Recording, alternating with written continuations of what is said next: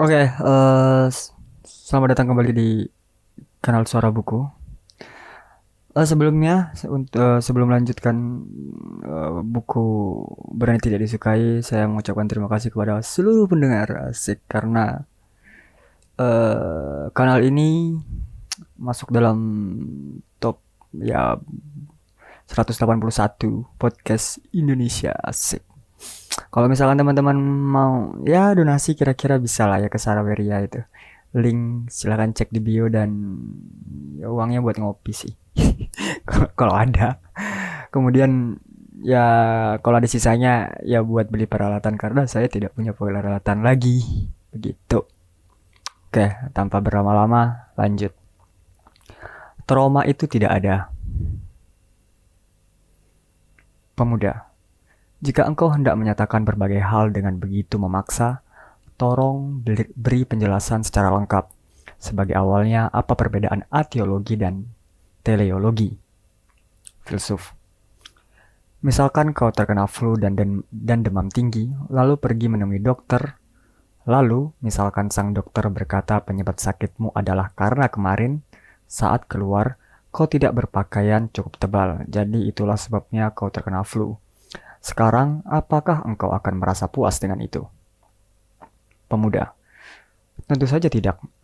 Bagiku alasan itu tidak penting. Entah caraku berpakaian atau karena saat itu hujan atau apapun. Gejala yang kuderita, fakta bahwa aku menderita demam tinggi saat ini, itulah yang penting. Kalau dia dokter, aku perlu dia menyembuhkanku dengan meresepkan obat, atau memberi suntikan, atau mengambil apapun tindakan khusus yang diperlukan. Filsuf.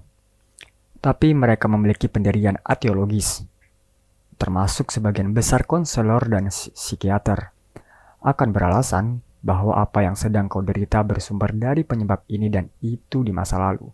Lalu mereka pada akhirnya hanya akan menghiburmu dengan berkata, kau lihat itu bukan salahmu. Pendapat apa yang disebut-sebut sebagai trauma adalah ciri khas etiologi. Pemuda, tunggu dulu. Apakah engkau sama sekali menyangkal keberadaan trauma? Filsuf, ya benar. Dengan tegas. Pemuda, apa? Bukankah kau, atau dalam hal ini, kurasa Adler, memiliki otoritas dalam psikologi? Filsuf, dalam teologi psikologi Adler, trauma secara definitif tidak diterima. Ini poin yang benar-benar baru dan revolusioner. Tentu saja, pandangan penganut gagasan Freud tentang trauma adalah hal yang menarik. Gagasan Freud ialah bahwa luka batin seseorang, atau trauma, menyebabkan ketidakbahagiaannya saat ini. Sewaktu kau memperlakukan hidup seseorang sebagai narasi yang luas, ada hubungan sebab akibat yang mudah dipahami dan kesadaran tentang perkembangan dramatis yang menciptakan kesan yang kuat dan sangat menarik. Tapi Adler, yang menolak alasan trauma tersebut, menyatakan sebagai berikut.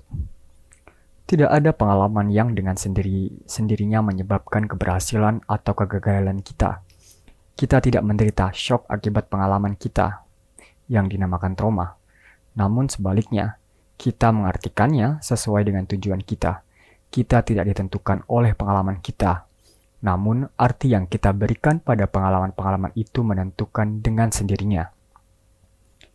Pemuda. Jadi, kita mengartikan pengalaman-pengalaman itu sesuai dengan tujuan kita. Filsuf. Tepat sekali. Berfokuslah pada poin yang ditekankan Adler di sini. Ketika dia menyebutkan bahwa diri kita ditentukan bukan oleh pengalaman kita sendiri, tapi oleh makna yang kita berikan pada pengalaman kita. Bukan berarti dia mengatakan bahwa pengalaman tentang malapetaka buruk atau perlakuan kejam saat kanak-kanak atau insiden lain semacam itu tidak mempengaruhi pembentukan kepribadian.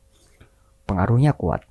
Namun, yang penting di sini adalah bahwa tidak ada yang benar-benar ditentukan oleh pengaruh tersebut. Kita menentukan hidup kita sendiri menurut makna yang kita berikan pada pengalaman di masa lalu. Hidupmu bukanlah sesuatu yang diberikan orang lain, tapi sesuatu yang engkau pilih sendiri, dan kaulah yang bisa memutuskan bagaimana Dan kaulah yang bisa memutuskan bagaimana caramu menjalani hidup. Pemuda. Oke, jadi maksudmu temanku mengunci diri di kamar karena dia sebenarnya memiliki hidup dengan cara itu? Ini serius. Percayalah padaku, itu bukan kemauannya. Kalaupun ia, keadaanlah yang memaksanya untuk memilih. Dia tidak punya pilihan selain menjadi dirinya yang sekarang. Filsuf. Tidak. Meskipun seandainya kawanmu benar-benar berpikir aku tidak bisa berbaur dengan masyarakat karena aku telah diperlakukan kejam oleh orang tuaku, ini tetap saja karena tujuannya adalah berpikir dengan cara demikian. Pemuda. Tujuan macam apa itu? Filsuf. Tujuan yang mendesak barangkali adalah tujuan untuk keluar. Maaf, aku ulangin. Tujuan yang mendesak barangkali adalah tujuan untuk tidak keluar.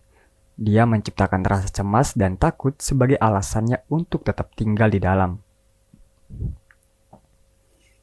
Pemuda, tapi mengapa dia tidak mau keluar? Disitulah persoalannya. Filsuf.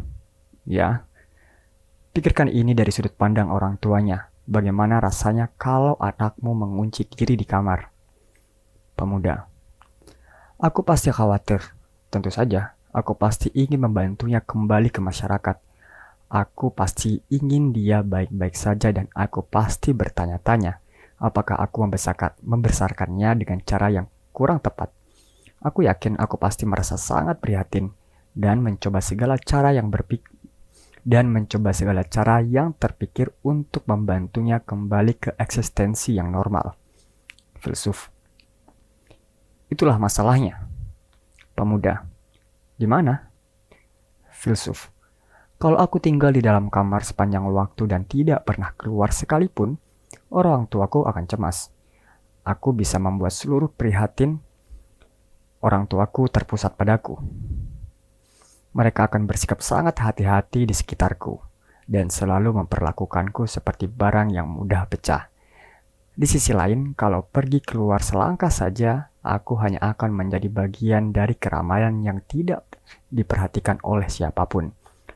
Aku akan dikelilingi orang yang tidak kukenal dan berakhir sebagai orang biasa atau kurang dari rata-rata.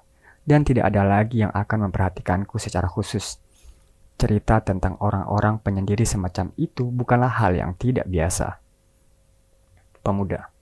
Kalau begitu, mengikuti alur logikamu, temanku sudah berhasil mewujudkan tujuannya dan puas dengan situasinya saat ini. Filsuf. Aku ragu dia merasa puas dan aku yakin dia juga tidak bahagia, tapi bisa dipastikan bahwa dia juga mengambil tindakan yang sejalan dengan tujuannya. Ini bukanlah sesuatu yang hanya terjadi pada temanmu. Kita masing-masing menjalani hidup yang sejalan dengan suatu tujuan. Itulah yang disampaikan teleologi kepada kita. Pemuda. Tidak mungkin. Aku menolaknya. Ini sama sekali tidak bisa diterima. Begini, temanku. Filsuf. Dengar. Diskusi ini tidak akan sampai kemanapun kalau kita terus membicarakan temanmu.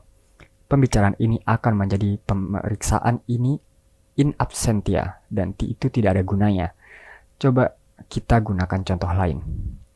Pemuda. Oke. Bagaimana kalau yang ini?